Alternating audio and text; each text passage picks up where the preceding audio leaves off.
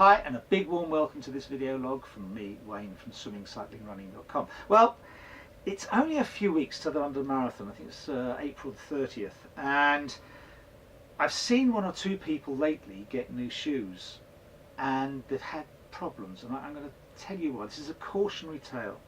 Here in front of me are a few shoes I wear.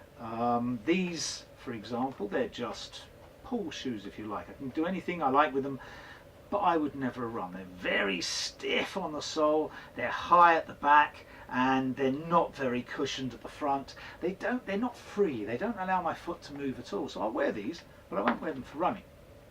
I used to love running in these, the Nike Frees, and you can see the sole is so flexible right the way through to the heel. Yeah. And I used to absolutely adore the first pair I got, which is Series 1. They just made me feel like I was running on air, and that's a lovely feeling to have.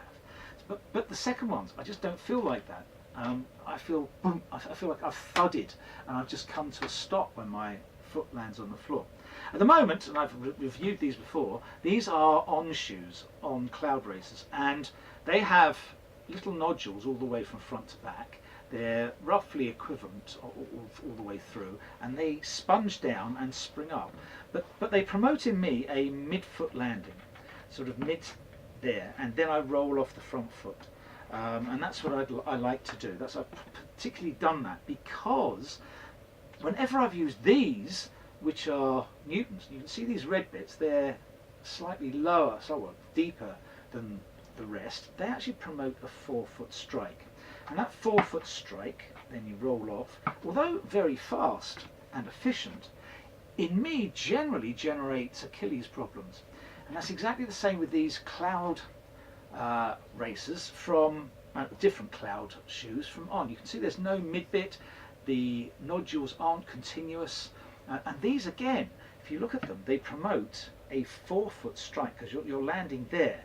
And that promotes a 4-foot strike, which means the heel is not on the ground. And what happens with me there again is it promotes fast running, but a problem in my Achilles. And it always happens. And if something always happens, I'm not going to do it. So I stick to these trusty Cloud Racers, and I love them. So that's for me what I prefer. But I've seen people lately change shoes, and every time they change shoes, if they're doing long distances, they tend to have a problem.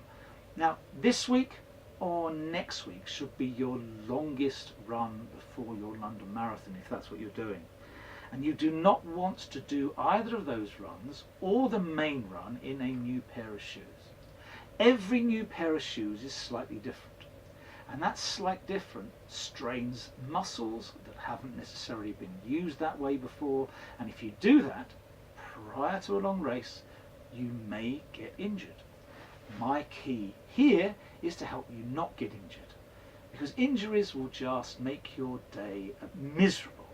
Just even if you think my pair of shoes, like this pair, is fairly worn out and old, you'll still find that because you're used to running that way, they will be better for you than a new pair of shoes. The time for a new pair of shoes, two particular times. Either when you've finished your major target and you're just easing down, or in pre-season when you've got time to bed them in and get used to them, get your muscles used to that way of running. Now is not the time. I do not want you to get injured before the London Marathon. It's a huge race. It's most people's major target if they're running a marathon, especially for the first time. And if you've got in, you don't want to waste that chance. Enough people get injured.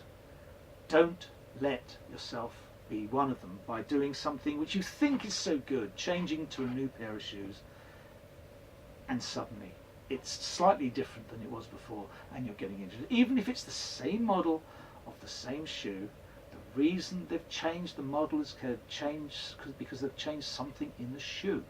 That little change could be negative for you, a big negative, because if you get injured before the race, your race day either is not going to exist at all, or is going to be very uncomfortable and you're not going to do yourself justice. So Just a cautionary tale, if you are thinking of changing your shoes, please don't do it until after the London Marathon if you're in it. And if you've got your longest run before then, this weekend or next, enjoy it. Remember, above all with sport, you're meant to enjoy it as well as get fit and actually do something really good for your life. Okay, hopefully you've enjoyed that. Hopefully it's been helpful. Remember, don't change your shoes before a major event. See you next week.